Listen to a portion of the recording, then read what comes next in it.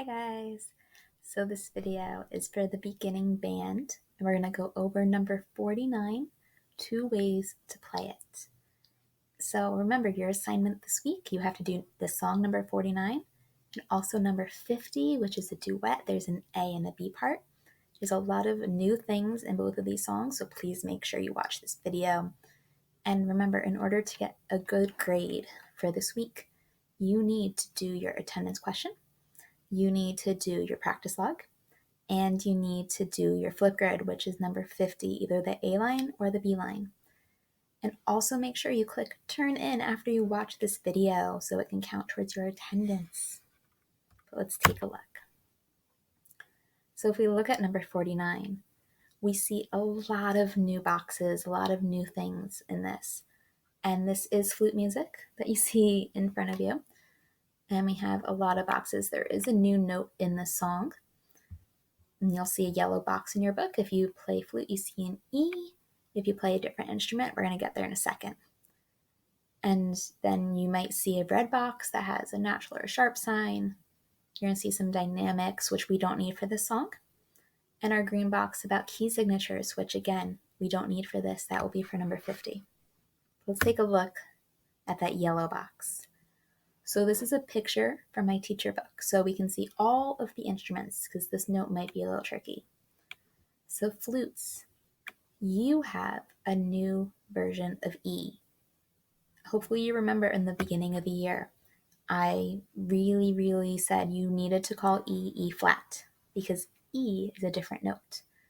And now we get to learn that E natural. And you might see this, or you're going to see this natural sign up here in your music.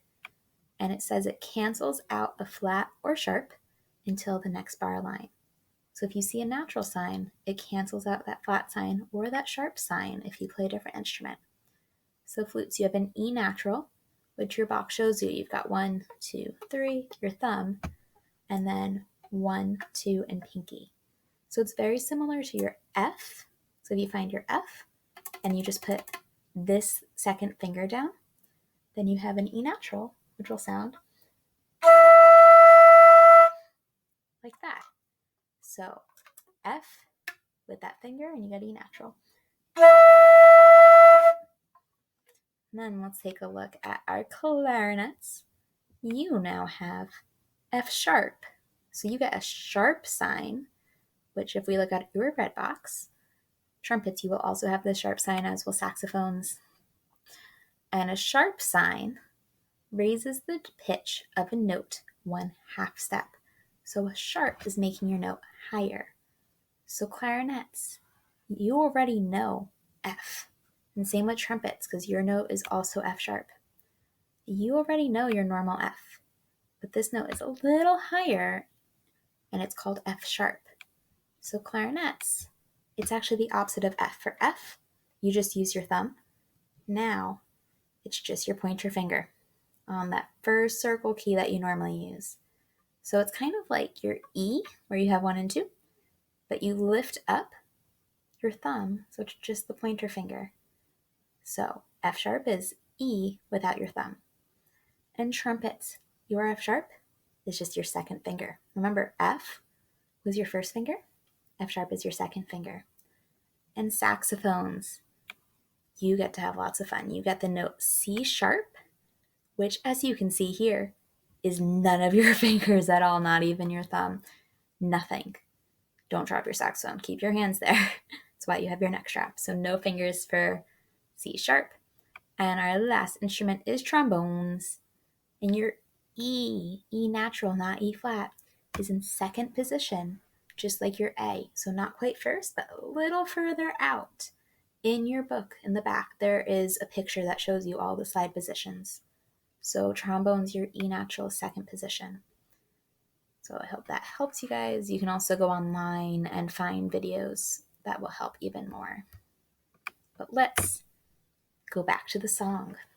So if we take a look, everything looks normal in the beginning. We have the normal key signature that we're used to seeing. Nothing's different here. We have 2/4 time signature, so 2 beats per measure.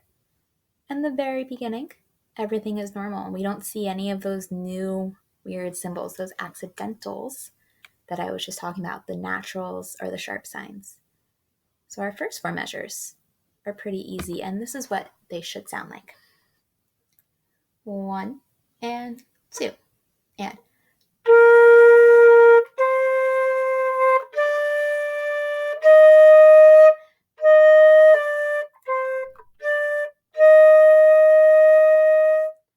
just be careful in that third measure with the 8th notes and the slur.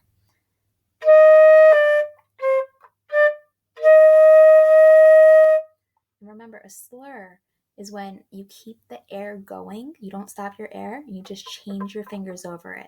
And it's that little curved line.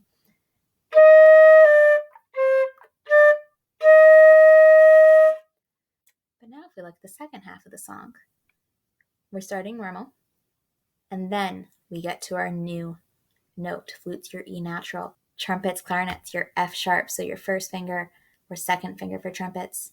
Saxophones, your C sharp, so no fingers. Flutes, your E natural, it's F with this finger here, your second finger. So let's just try this measure here. Just those 2 notes. 1 and 2 and. Not too bad. Most of you just have to move 1 or 2 fingers. Saxophones, you got a lot. You go from nothing to all your fingers. So now let's play these 2 measures, measure 5 and measure 6 together. All quarter notes. Make sure it's the new note. 1, 2.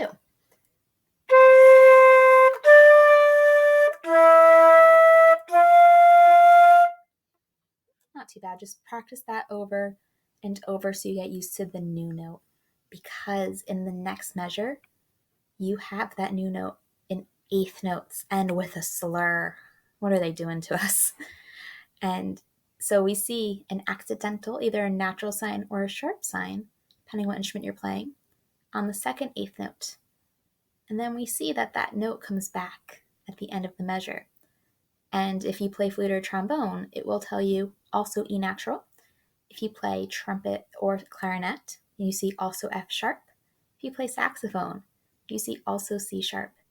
And that's because, as it said in all of your red boxes, that symbol lasts until the next bar line. It lasts for the entire measure. So this natural sign here, or sharp sign, carries through. So flutes, you've got F, E natural, D, E natural, and then F. So let's try those last 2 measures. And they're 8th notes with a slur again. 1 and 2 and.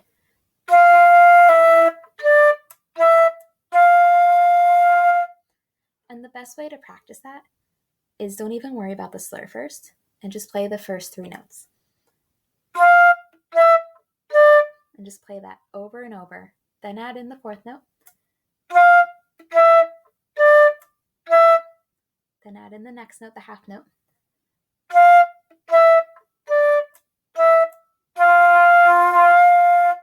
And after you feel really comfortable with your fingers, that's when you want to go back and add in the slur.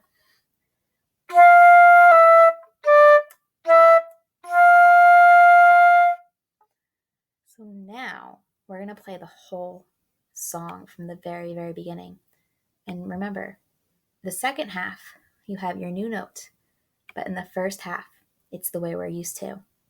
Which might be why they called it 2 ways to play it. Who knows? Maybe you have a better reason than I do. But we're going to start at the beginning. We're going to play the whole song. The first half should be easier. The second half, you just have to practice that new note. Really get it in your fingers, and then you'll be good with it. Because you also need it for number 50. So let's play the entire song, 49. 1 and 2 and.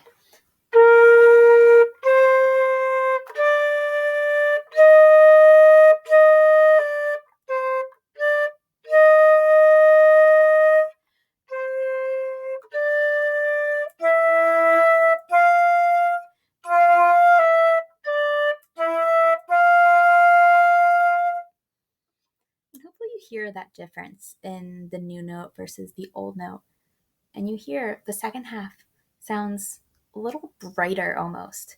Like we're not expecting that note, and then it's like the sun came out on a cloudy day and now it's nice and bright. Yeah, so that's how this song goes. And keep practicing it. Really practice getting that note in your fingers. That's all you gotta do is practice. So go practice this song. Once you get comfortable with the song, start practicing number 50.